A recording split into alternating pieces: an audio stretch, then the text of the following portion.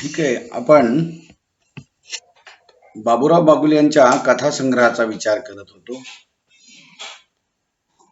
बाबूराव बागुल हे एक असे कथाकार आहेत की त्यांनी समाजातल्या शेवटच्या स्तरातल्या ज्यांना आयुष्यामध्ये समाज बहिष्कृत करतो अशाही काही लोकांच्या जीवनावर बाबूराव बागुलांनी कथा लिहिलेली आहे. त्याच्यापैकी पहिलीच कथा आपणाला बघायची आहे, लुटालूट. मी काही या कथेच्या संदर्भाने तुम्हाला अगोदर सांगितलं होतं. ही जी कथा आहे का नाही, ही वेश्यांच्या जीवनावरची कथा आहे. या कथेमध्ये वंचाळा जी आहे, ही वंचाळा अतिशय सुंदर अशी आहे. ही गंगू नायकीन ही या वेश्यांची मालकीन आहे आणि गंगू नायकीनने हिच्याकडे वंचाळाला आणून सोडलेलं आहे तिच्या भावाने. गंगू नायकीन ही जी आहे, ही हिचा जो भाऊ आहे का नाही तोराप्पा, या तोराप्पानं तिला आणून सोडलेले. तोराप्पाची पहिली पत्नी जी आहे तिच्यापासूनची ही वंचाळा आहे बहुतेक, कारण दुसरी पत्नी केल्याचं लेखक इथं वर्णन करतो तोराप्पाने, नाजुका नावाची. आणि त्याच्यामुळे आता ह्या वंचाळाला इथं कुठं ठेवा म्हणून बहिणीकडे आणून ठेवतो कमाईसाठी. हा भाड खाणारा बाप असं ती वर्णन करते त्याचं. त्याच्याबरोबर गंगू नायकिनीच्या सोबत म्हणजे ही जी मालकीन आहे हिच्या घरी वेश्यांचा व्यवसाय करायला आलेली पुतळी एक आहे, किंवा तिच्यासोबतची ही जी वंचाळा आहे, ह्या अशा ज्या स्त्रिया आहेत, सोनी आहे, ह्या अशा काही स्त्रिया आहेत. आणि म्हणजे आजारी असल्या जरी ह्या सगळ्या स्त्रिया म्हणजे ह्या वेश्या, तरी त्यांना व्यवसायाला लावणारी ही गंगू नायकी मतलबी. भावाचं पत्र येतं, भावाला मुलगा झालेला आहे, त्या मुलाचं नाव ठेवण्यासाठी गंगू नायकिनीला भावानं पत्र पाठवलेलं आहे. दागिने आणायला सांगतो आपल्या पत्नीला, बहिणीला आणायला सांगतो. पत्नीसाठी दागिने आण, मुलासाठी आण, तिला चांगली साडी आण. आणि हे सगळं भावाला करण्यासाठी म्हणून गंगू नायकी आता ह्या सुंदर कोमल असलेल्या कुशल असलेल्या या स्त्रियांच्यावर ती तुटून पडते. आणि त्यांना ह्या वेश्या म्हणजे ह्या ज्या वेश्या आहेत त्या वेश्यांच्या व्यवसायामध्ये असलेल्या स्त्रियांना सगळ्यांना ती पुन्हा कामाला लावते. पण तिथेच ह्या वंचाळाच्या सोबत गंगू नायकिनीचं भांडण होतं. खर तर ही वंचाळा जी आहे का नाही, तिची एक ती कहाणी सांगते या कथेमध्ये. ही कहाणी जी आहे, ही कहाणी सांगताना ती जेव्हा रडते, सांगते, बोलते वंचाळा, आणि वंचाळा जेव्हा त्रागा करते, आपण इथपर्यंत आलो होतो, त्रागा करते, तेव्हा ती गंगू नायकीन तिला म्हणते, हे बघ वंचाळा, नाजुकी तुझी सख्खी नसली तरी तुझी आईच आहे. याचाच अर्थ असा आहे की तुझी सावत्र ती आई आहे. तिनं तुझं काही नुकसान केलं नाही. तिच्यासाठी ही साडी न्यायला, तिच्या बाळणपणाच्या साठी तिच्या मुलाचं नाव ठेवायला, म्हणजे आपल्या सावत्र भावाचं, वंचाळाच्या सावत्र भावाचं नाव ठेवायला तोराप्पा सांगतो यायला गंगू नायकिनीला, आपल्या बहिणीला. आणि गंगू नायकीन खूप आशेनं अपेक्षेनं वंचाळाकडं गिऱ्हाईक पाठवायला लागते बघा. आणि ही वंचाळा ती त्रागा करते की हे माझ्यासाठी हा बाप नाही, भाड खाणारा आहे. आणि मग ती वंचाळा अशी त्रागा करायला लागते, बोलायला लागते. ती अंगात तिच्या ताप फनफनलेली आहे. हे बघा की ह्या वेश्यांच्या जीवनातलं हे खरं वास्तव वर्णन आहे. ज्यांना पोटासाठी किंवा पैशासाठी हे सगळ्या गोष्टी कराव्या लागतात, त्यांच्या जीवनातली ही कहाणी आहे. अशा लोकांच्या जीवनाचं वर्णन कुणीही कधी केलं नव्हतं, ते बाबूराव बागुलांनी पहिल्यांदा केलं. आणि म्हणून ही जी गंगू नायकी नाही ना, तिला राग येतो वंचाळाचा. ती वंचाळा गिऱ्हाईकाकडे जात नसेल एखादी स्त्री ही वेश्या, तर तिला फोडून काढायला लावते एका मारणाऱ्या माणसाला बोलू. तो एक त्याचं नाव आहे, पुढे मी तुम्हाला सांगेन. आणि मग ही वंचाळाला बोलायला लागते गंगू नायकी. ती म्हणते, वंचाळा नाजुकी ही तुझी सख्खी जरी आई नसली ना तरी तुझी ती आईच, हे लक्षात ठेव. तुझं तिनं काही नुकसान केलं नाही. अगं दैवापुढं कुणाचं काही चालत नाही. शेवटी दैवाकडे नशिबाकडे यायला लागतात अशी लोक. तुझ्या आईला तुझ्या पाठीवर 5 पोरी झाल्या म्हणून कर्ज काढून भारोभार पैसा देऊन केली ही तुझी आई. ही ही ही आत्ताची नाजुका पोरीच होत होत्या म्हणून. बघा, म्हणजे पुन्हा एकदा या समाजामध्ये स्त्रीकडे बघण्याचा दृष्टिकोन कसा होता त्या काळामध्ये हेही आपणाला दिसेल. 40 वर्षापूर्वीची 30 वर्षापूर्वीची ही कथा आहे. आणि मग ती अशी म्हणते, पण ती घरात आली, ती भाग्याची ठरली नाजुका.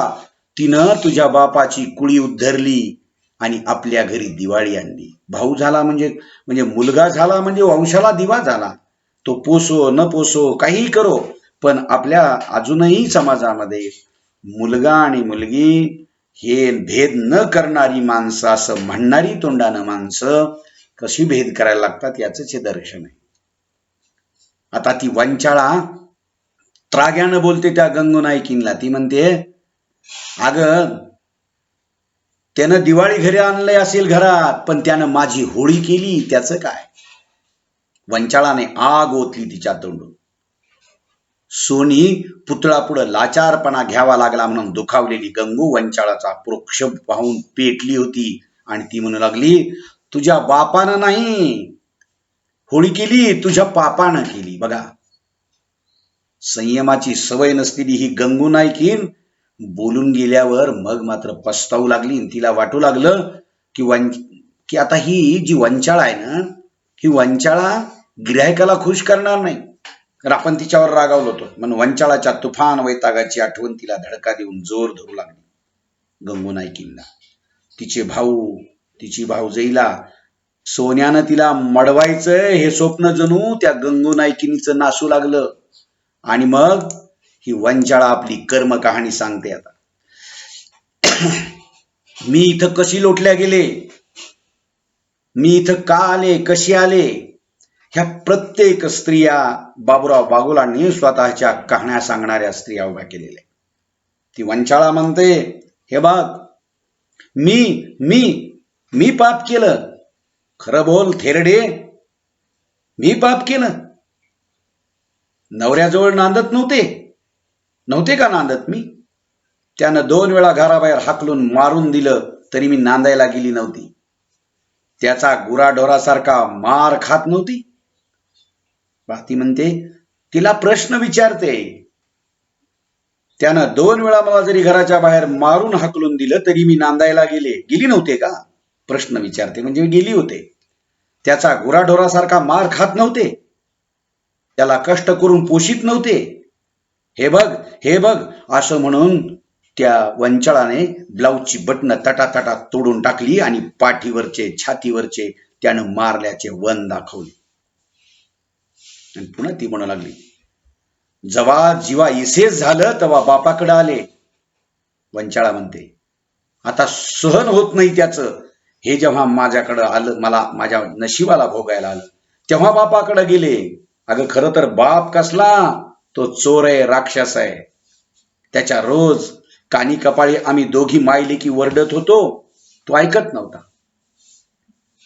काडीमोड घेत नव्हता, कोणाला देतही नव्हता मला दुसऱ्या ठिकाणी, आणि पहिल्या ठिकाणचा घटस्फोटही घेत नव्हता, अथवा त्या खापऱ्या चोराकडे सती होऊन मरायलाही जाऊ देत नव्हता मला. अशी 3 वर्ष गेली. मग आईचा मावस भाऊ आला, गुळासारखा गोड वागला. तो मला मागू लागला. सर्वच तयार झाले आणि त्या भरात टिंब टिंब टिंब. काय झालं त्या भरामध्ये? झालं लग्न झालं, कदाचित झालं, आणि तुझ्या भावानं त्याला मारून झोडून काढून दिलं. मी त्याच्याशी अंगलट केली, त्याच्याशी एकरूप झाले, लग्न करायचं ठरवून झाले, पण तुझ्याच बापानं, तुझ्याच भावानं म्हणजे माझ्या बापानं, तोराप्पानं त्याला मारून झोडून हाकलून दिलं. का? अगं माझा नवराच होता ना तोही. आणि तुझा बाप म्हणजे माझा बाप, तुझा भाऊही एवढा नाकाचा होता, तर लेकीला चकल्यात कशी जाऊ दिली? वाईट वर्तनात. नरडीला नख देऊन मारून का टाकली नाही त्यानं? अगं आज दिवसाला 10, महिन्याला शेकड्यानं नवरे करते, हे कसं चालतं त्याला? भाड मिळती म्हणून मला चकल्यात आणण्याचं तुमचं काळं कपट होतं. बघा, गंगू नायकिनीला ही वंचाळ आपली कर्म कहाणी सांगते आणि तिला प्रश्न विचारते. मी ज्या घरी नांदायला नव्हते का जात, नवऱ्यानं मारलं, रक्तबंबाळ केलं, तरीही नांदत होते, पण जीवापेक्षा भारी पडलं म्हणून मी निघाले. बापाकडे गेले. बाप कसला तो राक्षस, मला वेश्यांच्या व्यवसायात लुटून देणारा, चकल्यात म्हणजे वेश्यांच्या व्यवसायात लुटून देणारा. बरं, तिथे त्या नवऱ्याची घटस्फोट घेऊन दुसरीकडे लग्न करून देत नव्हता, पण मामा आला, गुळासारखा गोड बोलला, त्याच्या गळ्यात पडले. काय हरकत होतं त्याला न द्यायला मला? पण बाप तो नाही, राक्षस, त्याला भाड खायची होती माझी, आणि म्हणून त्याला मारलं त्यानं माझ्याशी अंगलट केली म्हणून. दुसरा नवरा नको म्हणून मारलं. आणि आज मी दिवसाला 10 नवरे करते, महिन्याला शेकड्यानं नवरं करते. हे कसं चालतं तुझ्या भावाला, माझ्या बापाला? ढोंगी कुठला? आणि त्यानं असं मला वागवण्यामध्ये गंगू नायकिनीला ती वंचाळा म्हणते. तुझं आणि त्याचं कपट होतं. अति संतापलेली ही वंचाळा हंबरडा फोडून रडू लागली. परंतु ती दुःखाने दिवाणी होऊन धंद्याला खोट होऊ नये म्हणून गंगू तिला ढोंगी उपदेश करायला तयार झाली. आणि ती म्हणायला लागली, वंचाळा, गंगू नायकिनीला वाटतं ना हिच्याशी आता भांडावं, हिला 2 माराव्यात, लुटून द्यावं पुन्हा एखाद्या गिरायकाच्या सोबत, पण ही दिवसभर तक धरणार नाही. ती त्या जोमानं, त्या उत्साहानं गिरायकाशी वागणार नाही. आणि म्हणून वंचाळा खोट्या उपदेशानं, आलेल्या रागावर कंट्रोल करून, रागावर ताबा मिळवून ती गंगू नायकीन वंचाळाला म्हणू लागली, वंचाळा, सटवीचा लेख आपण खडकावर किती धडका घेतल्या तरी पुसत नसतो. बघा, ती म्हणते इथं लिहिलेलं सटवीनं 5व्या दिवशी, हे आपल्याकडच्या खोट्या कल्पना. जन्मला माणूस, स्त्री पुरुष कोणी, की 5वीच्या दिवशी सटवी येते म्हणे घरी, म्हणून तर बाळंत स्त्री झालेली असते ना जिथे, त्या घरामध्ये दिवा विजू देत नाही 5वीच्या दिवशी, कारण ती सटवी येते लिहायला म्हणे, आणि लिहायला येताना अडखळून पडली तर रागावैतागात काहीतरी दुसरंच लिहून टाकायची. असं दैव वगैरे नशीब असं लिहिल्या जात नसतं. हे आपल्याकडे जे भोगायला मिळतं, कोणीतरी आपल्या नशिबी ते कोणीतरी आपल्या वाट्याला आणून ठेवतं, भोग असे भोगण्यासाठी, त्यावेळेला माणूस नशीब या गोष्टी करत राहतो. पर्याय नसतो म्हणून तो तसा ठेवून जातो. आणि म्हणून ती वंचाळाला ती गंगू नायकीन समजावणीच्या, उपदेश करण्याच्या सुरामध्ये सांगते की हे बघ, सटवीचा लेख आहे, जे लिहिला ते लिहिला, किती खडकावर धडका घेतल्या तरी हे कपाळावर लिहिलेला लेख आपल्या पुसणार थोडाच आहे. एवढंच होईल, खडकावर धडका घेतल्या तरी ते लेख नाही पुसणार, कपाळाचा चुरा होईल. आणि सटवीच्या लेखामुळं, ती म्हणते बघा गंगू नायकीन कशी उपदेश करते, सटवीच्या लेखामुळं तिला 5 पांडवासंगती संसार करावा लागला. कुणाला? द्रौपदीला. माझच बघ ना, असं ती गंगू नायकीन म्हणते. मीही नाही का आले याच्यातच. वंचाळा रडत होती. तिच्या रडण्याने वेदनाकुल होऊन सोनीही रडत होती, दुसरी वेश्या. आणि त्या दोघींची रडारड पाहून पुतळा अवघडली होती. आणि शुभ समयी चाललेली ही रडारड ऐकून गंगूचा राग वाघ होऊ लागला होता. गिळू का फाडू अशी तिला होऊ लागलं. ह्या म्हणजे जी मालकी नाही ना ह्या वेश्यांची, तिला ह्या वेश्या अशा सकाळच्याच वेळेला अशा रडताना तिला बघवत नाही. तिला राग प्रचंड येऊ लागला. आणि मग ती गप्प राहत होती, कारण वंचाळाची कमाई तिला अजून 7-8 दिवस तरी पाहिजे होती. म्हणजे ती भाऊजाईला गौरीसारखी सजवू शकत होती, मुलाचे नाव धूमधडाक्यात ठेवणार होती, गाजवणार होती. आणि त्या गोड प्रसंगासाठी पाण्यासारखा पैसा खर्च करण्यासाठी ती शांत राहून ही गंगू नायकीन देखील आता आपली कहाणी सांगू लागली. बघा, ही गंगू नायकीन सुद्धा नायकी नाही, तिच्यावर अन्याय करते ह्या धंद्यात आली म्हणजे ती काय अशीच आली का आता? ती म्हणते, हे बघ, माझी नगभर बी चूक नसताना माझ्या नवऱ्यानं मला एका नायकिनीला विकलं. ऐक वंचाळा, तुझीच कर्म कहाणी तशी नाही, माझी ऐक. मला अशाच एका नायकिनीला म्हणजे वेश्यांच्या मालकिनीला मला विकलं. का? तर त्याला माझ्यापेक्षा त्याची लग्नात गहाण गेलेली जमीन जास्त वाटत होती, म्हणून मला विकलं. ती सोडवून घेण्यासाठी मला विकलं. आणि आम्ही मुंबईला पैसा कमविण्यासाठी आलो. तरी पैसा जमेना, त्याला गावाबिगर मुंबईत करमेना. तूही चिडून वंचाळा, ऐक, तूही चिडून तुझ्या नवऱ्यासारखा मला मारायचा, माझ्यामुळे जमीन गेली असं तो मला म्हणायचा. शेवटी मला त्यानं त्याच्या बहिणीकडे ठेवून तो जाऊन येतो म्हणून गावी गेला. तो परत आलाच नाही. तो मेला नव्हता, तर त्यानं मला त्याच्या बहिणीला विकली होती. ती त्याची बहीण नव्हती, नायकीन होती. ऐक वंचाळा, असे असतात नवरे सापासारखे. बघा, ही जी गंगू नायकीन आहे, ती नायकीन, कारण ह्या वेश्यांच्या व्यवसायामध्ये तरुण जेव्हा या स्त्री असतात तेव्हा ते गिऱ्हाईकांना खुश करण्याचं काम करतात, आणि जेव्हा यांचं वय होतं तेव्हा ते अशा अडगळीत पडण्याच्या ऐवजी मग एखाद्या 4-5 अशा सुंदर स्त्रियांना घेऊन नायकीन बनून व्यवसाय चालू ठेवतात मरेपर्यंत. हे असं यांच्या जीवन वाट्याला येतं. आणि म्हणून ती गंगू नायकीन देखील सांगू लागली. आता सोनीला देखील गंगू नायकिनीचं म्हणणं पटलं, कारण तिचंही जीवन असंच होतं. आता सोनीची कर्म कहाणी अशी. थोडक्यात ती जशी ही वंचाळानं खूप सांगितली, गंगूनं थोडी कमी सांगितली, पण एकसारख्याच यांच्या जीवन कहाणी. सोनीनं सुद्धा सांगते, ती म्हणते, हे बघ, गंगूचं म्हणणं तिला पटलं. ती म्हणते, कारण तिचे जीवन असंच होतं ना. नवऱ्याच्या गरिबीला कंटाळून ती एका बरोबर पळून आली मुंबईला. तो पगारदार माणूस दलाल होता, त्याने तिला मुंबईला आणून गंगूला विकली होती. वंचाळा रडत होती. हे स्वार्थाचे समर्थन करणारे भाषण ऐकून तर तिच्या अंतःकरणात आग पेटली होती. आणि गंगूच्या मनात डंख राहू नये म्हणून सोनी सहानुभूती दाखवीत म्हणाली, गंगूला म्हणाली, पुढे काय झालं? काय होणार? गंगू नायकीन म्हणते, काय होणार? पाठच्या भावासाठी मी 20 वर्ष हाडाची काढ केली. स्वतःला भूताची कळा आणून त्याला काही कमी पडू दिलं नाही. आज माझ्यावर 1000 रुपये कर्ज आहे, पण मी भावाला दुखवणार नाही त्याला, कारण त्याला मी आजपासून कवडी देणार. आता बघा, त्याला मी दुखवणार नाही म्हणते. आणि आता ती गंगू नायकीन देखील कशी बदलते बघ. ती काय म्हणते, त्याला मी आजपासून कवडी देखील देणार नाही.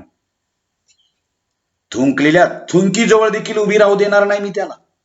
मेला, माझ्या धाकट्या बहिणीचंही त्यांना असंच वाटोळं करीन, पण मी त्याला पकडून देईन आणि तो मेल्यावर त्याच्या मुडद्यावर थै थै नाचेल. ती ताडकन उठून अत्यंत त्वेषाने दणादणा पाय आपटीत नाचू लागली, थुंकू लागली, आणि थुंकत थुंकत शिव्या शाप देत ती तीरासारखी खोली बाहेर निघून गेली, बाणासारखी. बघा, लक्षात ठेवा. म्हणजे ती इतक्या वेगानं, इतक्या गोष्टीनं, सगळ्या गोष्टी ती सांगायला लागते. ह्या प्रत्येक जणीला असं वाटतच नाही ना की आपण ह्या धंद्यामध्ये मरावं, पडावं, आपल्या जीवनाची राख रांगोळी करून घ्यावी. कुणाच्या तरी पैशासाठी, कुणाला तरी पैसे पाठवण्यासाठी पुन्हा पुन्हा यांना पापामध्ये लोटावं, स्वतःला लोटावं. आणि काय मिळणार शेवटी आयुष्यात? तर तुच्छताच.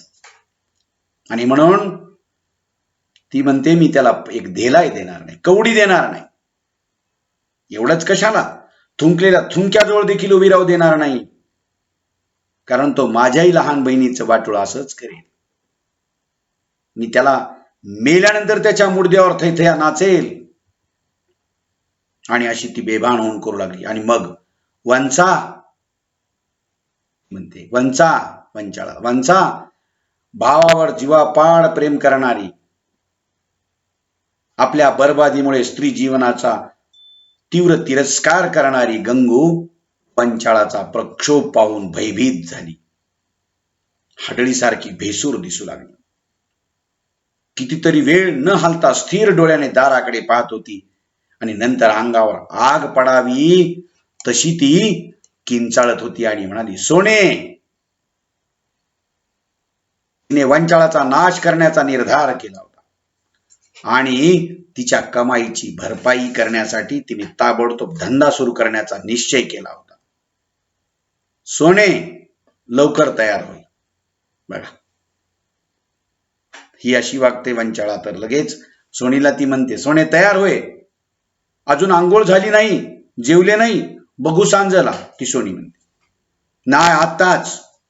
पुतळे, तूही तयार हो. वंचाळाच्या हल्ल्याने गंगू हडळ झाली होती. भुताटकी तिला भरल्यासारखी झाली होती आणि पुतळा भीतीने भांबावून बेभान झाली होती. गंगू दैत्यासारखी दुष्ट झाल्याची खून तिला दिसत होती. तरी सरावाप्रमाणे गंगूचा शब्द झेलण्यासाठी तिचा पाय उचलत नव्हता. कारण तिलाही वाटत होतं की गेल्या 7-8 वर्षात गंगूनं तिला कधीच पहिल्यांदा जाऊ दिलं नाही. नाट लागते. बघा, ह्या धंद्या म्हणजे ह्या वेश्यांच्या व्यवसायात सुद्धा कोणत्या वेश्येला आधी गिऱ्हाईकाच्या पुढे द्यायचं म्हणजे दिवसभर वेश्यांचा व्यवसाय चालतो. ह्या गोष्टी देखील तिथे आहेत. आणि म्हणून ती सोनी म्हणते, हिनं मला कधीच 7-8 वर्षात पहिल्यांदा जाऊ दिलं नाही. तिच्या सुरुवातीचे धंदा तिच्या सुरुवातीनं जर या सोनीनं सुरुवात केली तर तिच्या वागण्यानं धंदा जड होतो असं तिला वाटतं. लॉस जातो असा समज होतो. लॉस होतो. इंग्लिश शब्द देखील त्या वेश्यांच्या याच्यामध्ये वापरले जातात आणि लॉसला लास असं ती म्हणते गावरान भाषेत. आज जर धंदा लास गेला तर गंगू आपणाला इथे पाणी प्यायला उभी राहू देणार नाही. या जळत्या जाणीवीनं ती जागची हालत नव्हती. म्हणजे धंद्यातल्या बोहणीतील शुभाशुभ, शकुनापशकुन ह्या गोष्टी देखील या वेश्यांच्या होता. आणि पुतळाचा हा अनोखा आगाऊपणा पाहून गंगू तिच्यावर शिव्यांचा वर्षाव करू लागली. तशी ती भेदरून गेलेली पुतळा यलंबावर भार टाकून तिच्याकडे गंगू खुश होईल, शांत होईल एवढी बरकत मागू लागली. गिऱ्हाईकांना खेचण्यासाठी पलंगावर खोलीत भंडारा फुंकू लागली. बघा, आणि पूजा मनाजोगी झाली नाही म्हणून भीत भीत आयुष्यात पहिल्यांदा दरवाजाकडे जाऊ लागली. आता बघा, गिऱ्हाईक येणार आहे. गिऱ्हाईकाला आकर्षित करण्यासाठी या सगळ्या स्त्रिया रस्त्यावर घराच्या बाहेर उभ्या राहतात. मुंबईतल्या बकाल वस्त्यामधलं पील हाऊस नावाचा एक भाग आहे. या भागामध्ये हे सगळं वर्णन आहे. पुण्यामध्ये बुधवार पेठेमध्ये ते आहे. ह्या आणि गंगूला तर क्षणाचाही दिरंग नको पाहिजे होता. ती वंचाळा जी म्हणते ना, माझ्या बहिणींचं देखील ह्या असाच नुकसान करेल. माझा भाऊ, मी त्या भावाला नाही हे सगळं देणार. आणि गंगूला तर क्षणाचा दिरंग असह्य झाला होता. तिने वंचाळाने केलेले जखमीने ती अघोर जुलमी झाली होती. गंगू नायकी तिला बिभत्स बोलून वाटेल ते करून वंचाळावर मात करणारी वेश्या पाहिजे होती. पुतळाचे ते पुटपुटणे, भीत भीत चालणे पाहून ती कर्कशपणे किंचाळली. ए राणीच्या बागेतल्या झेबऱ्या, ती तुझी चटाळी पटाळी पाठ झाक का तुझी माझ्या जीवावर, तूही माझ्या जीवावर उठलीस. घाल अंगात चोळी, फिर माग. म्हणजे ती गंगू नायकी या सगळ्या म्हणजे वंचाळाचा आलेला राग जे ना ती बोलू लागली. आणि त्या पुतळा देखील पुढे आली आहे जायला आणि अशी थोडी पाठ उघडी करते. ती म्हणते, अशी बिभत्स दाखवू नकोस. गिऱ्हाईक कसं येईल अशानं, तू चापून चोपून आहेस असं तिला वाटलं पाहिजे. बघा, आणि तिला ती अशा गोष्टी बोलायला लागते. आणि पुतळा देखील अपशकून होईल म्हणून टाकलेले पाऊल मागे घेऊ शकत नव्हती. आणि गंगूच्या भडीमाराने तिची अनेक यातनांनी कुरतडून घेतलेली बुद्धी कोटच्या कोटी उडून गेली होती. ती वेड्यासारखी ही पुतळा अंग झाकण्यासाठी पदराची ओढाताण करीत होती. तिची ती वेंधळी ओढाताण चालली असताना दारासमोर उभ्या असलेल्या एका माणसाची दृष्टी तिच्यावर गेली. तशी ती अंगावरले डाग त्याला दिसू नयेत म्हणून अधिक वेगाने पदराची उडाताण करू लागली. तरी तिचे अंग तिला झाकता येत नव्हते. बघा, तिलाही मारलेले नवऱ्याने, तिच्या अंगावर व नाहीत. नवरा इतका वाईट असेल तर अंगावर डाग दिलेले असतील. तिची ती करुणाजनक धडपड त्या सोनीला, तिला पाहून दया आली त्या पुतळीची. पण गंगूच्या तळपायाची आग मात्र मस्तकाला लागली. ती ओरडली आणि म्हणू लागली, राहू दे, दाखव त्याला, कर बाजूला पदर, येड्या भूता. ही तिच्या तोंडून आलेली सहज शिवी आहे. आणि गंगूची ही आज्ञा भविष्याच्या भीतीने तिने मानली नव्हती. ती त्याला नुसती मानेने खुणविण्याचा प्रयत्न करत होती त्या गिरायकाला, माणसाला. तो फुकट मौजा माणूस पुतळाचे आमंत्रण पाहून निघून गेला आणि गंगूने पुतळावर शिव्यांचा सुरी हल्ला सुरू केला. पुतळाने डोळे पुशीत तो सहन केला, कारण तिला इथे जास्तीत जास्त टिकायचे होते. खाऊन पिऊन लिहून निसून घ्यायचे होते. मग पुढे महारोग्याचे जीवन, त्याचे रस्त्यावरचे मरण भोगायचे होते. बघा, ह्या स्त्रियांना आयुष्यामध्ये काय मिळतं? कुष्ठरोग होतो कधी कधी, हात पायांचे बोट झडतात आणि रस्त्यावर भीक मागण्यापलीकडे पर्याय उरत नाही. उदास वेळ असाच सगळा जात होता. पगाराचे दिवस असूनही गर्दी होत नव्हती, कारण पगार जवळ आला की वेश्यांच्या व्यवसायाकडे, वेश्यांकडे येणाऱ्या लोकांची गर्दी वाढत असते. रस्त्यावरून तुरळक माणसे इकडून तिकडे थांबत फिरत होती. पुतळा पिसाळली होती. ती रस्त्यावरली सारी माणसे, यलंबा माझ्याकडे का धाडीत नाही? यलंबुवा म्हणजे वेश्यांची देवता, वेश्यांचा देव कदाचित. माझ्याकडे का धाडीत नाही असे वैतागून ती विचार, किंवा एखादा एजंट असेल तो ती विचारत होती. आणि गंगूची ईर्ष्या विझत चालली होती. पण भावाला मनी ऑर्डर पाठविण्याची, भाऊजाईला दागिन्यांनी मळविण्याची, जोरदार नाव गाजविण्याची तिची इच्छा मात्र अधिक तीव्र होत चालली होती. तशी वंचाळा उभी राहिल्याशिवाय धंदा चालणार नाही या जाणीवेनं ती जबर जखमी होत होती. वंचाळाच्या पुढे पराभव पावली होती गंगू नायकीन, कारण सुंदर सशक्त सोनी काहीही प्रभाव पाडित नव्हती. आणि मग सोने, वंचाळा येईल. गंगूचा हा दिनवाना सवाल ऐकून सोनीच्या सुखाला आणि पुतळाच्या दुःखाला सीमा राहिली नव्हती. तिला वाटतं की वंचाळाच हमेशा पुढे होते, सुंदर असल्यामुळे तिच्याकडे गिरायक येतात, आमच्याकडे येत नाही, पैसे मिळत नाहीत. आज तिला असं गंगू नायकींना बोलल्यामुळे ती गंगू नायकीन म्हणते, सोने, वंचाळा येईल, बघ गिरायक लवकर.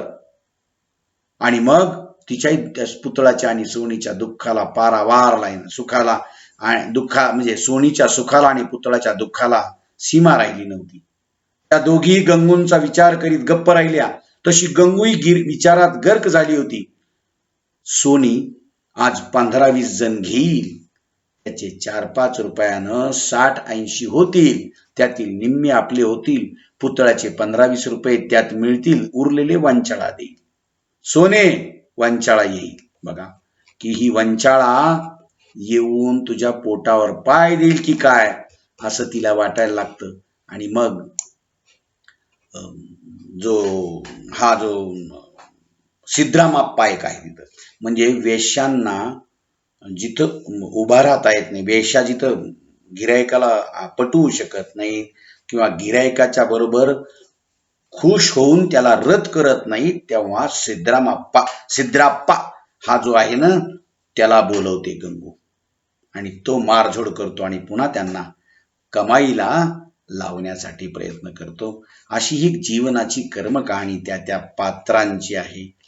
ही जी पात्र आहेत ना, ही सगळी पात्र अशा प्रकारची या लेखकानं उभी केलेली. सोनी मग गंगूच्या मनाचा तडफडाट होऊ लागला. तिला वाटलं वंचाळा येईल. वंचाळाला आणण्याचा उपाय शोधू लागली गंगू नायकी. आणि एकाएकी अंगात वीज संचारावी तशी तिची आरोळी दिली तिनं. आणि सोने, सिद्धराप्पा दादाला आण. ती सोनी म्हणाली, मी आणणार नाही. का? गंगू म्हणली, का? तिने तिला एक शिवी दिली. ती म्हणाली, कायमची तुटल, काही खाऊन मरल. गंगूला सोनीचे म्हणणे पटले. तिला आणले तर ती कायमची तुटेल, तिच्यामुळे येणारा पैशांचा झरा आटेल. पण तिला आणावे कसे, काय करावे? गंगूची अगतिकता आग बनवून तिला जाळू लागली, तिला स्वतःला छळू लागली. ती या वेश्यांच्या व्यवसायात दर्जाच्या वेश्या म्हणजे वेश्यांचा जो दर्जा आहे का नाही, हा दर्जा जो आहे तो सुंदर स्त्रियांना काय भाव त्याच्यापेक्षा कमी. ही बघा की जसं एखाद्या साखरेच्या पोत्यामध्ये साखर असावी, मोठी साखर, कमी साखर, त्याच्यापेक्षा कमी दर्जाची जणू वस्तू सारखा उपभोग या स्त्रियांचा समाजामध्ये घेतला जातो. आणि म्हणून सोनी ही गंगू नायकीन जी आहे ही ह्या लोकांच्या अशा वर्गवाऱ्या करते. सुंदर दिसणाऱ्या वंचाळाला धंद्यात मागणी आहे. पुतळा आणि सोनी या बऱ्यापैकी कमाई करतात आणि म्हणून ही वंचाळ ही जी गंगू नायकीन ही मात्र तिच्या पाठीमागते. वेश्यांच्या व्यवसायात स्त्रीच्या जी मादकतेची जणू ही जाहिरात आहे. बघा गंगूकडे एक गिरायक येतात, ते दोघे गंगूकडे दुर्लक्ष करतात, बंद दाराकडे आतुरतेने पाहतात. म्हणून गंगू वंचाळाच्या वस्त्रविहीन शरीराचं वर्णन करते. कोकशास्त्राचे संदर्भ देऊन त्या गिरायकांना पटवून देते, बिभत्स भाषेमध्ये सांगते आणि त्याच वेळी रडून गळून गेलेली वंचाळा दाराचा आधार घेऊन आत येते. ही बघा गंगू नायकी, ही बघा कशी कवळी काकडी आहे. गंगूने चेतविलेला माणूस वंचाळाच्या हातात 5 रुपये घालण्यासाठी तिचा नाजूक हात हातात घेण्याचा प्रयत्न करू लागतो. ती मागे सरते. तिच्या नकाराने त्याची लालसा अधिक वाढते. बघा की एखाद्या गिरायकानं त्या स्त्रीला हात लावणं, पैसे देणं, तिनं नको म्हणून बाजूला करणं, त्याची कामभावना वाढत राहणं, मग त्याने तिच्या कमरेला हात घातला जातो. वंचाळा त्याच्या छातीत बुक्का ती हाणते, त्याला तोही आवडतो. ह्या रत होणाऱ्या आणि या वेश्यांच्या व्यवसायात असलेल्या स्त्रियांना त्यांच्या स्वतःच्या मानसिकतेचा विचार कुठेही केला जात नाही. ती कोणत्या भावनेनं वागते आणि याला वाटतं की ती आपल्याशी प्रेमानं ह्या गोष्टी सगळ्या करते. अत्यंत निष्ठुरपणाने या सगळ्या गोष्टी घडत राहतात आणि मग वंचाळा तिला सापापेक्षा भयंकर वाटू लागली. ती गिरायकाला पटवत नव्हती. तिच्या डोक्यामध्ये कोलाहल निर्माण झाला आणि निष्ठुर शत्रुत्वाने ती गंगू पेटून उठली आणि वंचाळा तिला सापापेक्षा भयंकर वाटत, तिला ठार केलीच पाहिजे अशी तिच्या मनातली भावना प्रबळ वेगाने पुढे झाली आणि तिने सनसनीत चपराक वंचाळाच्या एक कानशीला चढली आणि म्हणायला लागली ती, गंगू नायकीन, माझ्या भावाच्या जीवावर उठलीस, त्याच्या खाईवर नाचलीस. आणि वंचाळा ही तिचा भरडा करण्यासाठी तिच्यावर तुटून पडली होती. गंगूजवळ थोडेसे पैसे मागायला आली होती. आज सिनेमाला जाण्याचा तिचा विचार होता. गंगूजवळ थोडेसे पैसे नव्हते. गंगूच्या दुष्ट हलकटपणाने तिला राग आला होता आणि तिने परक्याला बुक्का मारून तो व्यक्त केला होता. भयंकर रागाने त्या दोघी एकमेकींचे केस धरले, एकमेकीला भांडू लागल्या. त्यांची जोरदार चाललेली झुंबड पाहून भावावरल्या प्रेमाने वंचाळावर चिडलेली गंगू वंचाळाची हाडे मोडण्यासाठी सिद्राप्पाला हाका मारित होती. वेश्यांना वटणीवर आणणारा हा माणूस पैसे घेऊन त्यांना मारतो. बघा की समाजामध्ये या सगळ्या गोष्टी अशा घडतात. ती हाका मारते आणि भावासाठी पशु बनलेल्या गंगूला वंचाळा जोरदार मार देत होती. मारामारीत तिची चपळता आणि मारामारीने फुललेली तिच्या शरीराची सुबकता पाहून ते दोघेही तिच्यावर फिदा झाले होते. गिराईक रस्त्यावरून आजूबाजूच्या बाया गंगूच्या दुकानाकडे धावत होत्या. रस्त्यावर उडालेली धावपळ पाहून पुतळा आणि सिद्राप्पा पळत येत होते. वंचाळाला शिव्या देत होते. हटव! सिद्राप्पा गर्दी चिरून टाकून तो तिथे आला आणि त्याने वंचाळाची मान आणि कंबर पकडून दार ढकलून लोटून तिला पलंगावर फेकली आणि या धांदीचा फायदा सोनी बरोबरचा माणूस लुटू लागला. कोणी आज जातोय, सिद्राप्पा एवढा अभद्र बोलला की जमलेल्या वेश्यांनी खाली मान घालून तिथून काढता पाय घेतला. तो माणूस आत गेला. वंचाळा निसत्व होऊन निपचित पडली होती. प्रेतासारखी पांढरी फटफटीत झाली होती आणि तिच्या पायथ्याशी उभ्या असलेल्या माणसाकडे प्रेताच्या पांढऱ्या डोळ्यांनी ती पाहत होती. सोनी वंचाळाला मेली की काय हे पाहण्यासाठी कासावीस झाली होती, पण सिद्राप्पाच्या धास्तीने उठत नव्हती. गंगडे 5 काळ, सिद्राप्पा म्हणतो. तिला वटणीवर आणलं, 5 रुपये दे. आपल्या कामगिरीची किंमत त्यानं मागितली. 5? भ्रमिष्ट झालेली गंगू म्हणाली, 5 रुपये? तो म्हणाला 10. गंगूने मुकाट्याने त्याला 5 रुपये देऊन टाकले. गर्दी पांगवीत तो गेला. त्याचवेळी पोलीस ओरडत आला. 1 रुपया घेऊन गेला आणि आपल्या इमारतीत गंगूने दंगा केला म्हणून तिच्यावर भडकलेला भाडेवाला भैया सोटा आपटीत आत शिरला. हा काय तमाशा आहे? वेळेवर भाडं देत नाहीस, ह्या पुतळीला काढून देत नाहीस. नसेल तुला धंदा करायचा तर अभिच्या अभि जाव. पुतळाचा उल्लेख केवळ जास्त पैसे मिळण्यासाठी त्याने केला होता. त्याचा हेतू ओळखून गंगू त्याला खुणवीत होती. तशी त्याला ओरडण्याची जोरदार हुक्की आली. बघा, आमचे खोलीचे भाडे, इलेक्ट्रिकलचं बिल, फर्निचरचं भाडं ताबडतोब दे. की गंगून त्याला 3 रुपये दिले. सर्व शांत झाल्यावर सोनी बाहेर आली. मुकाट्याने दुसऱ्या माणसाला घेऊन गेली.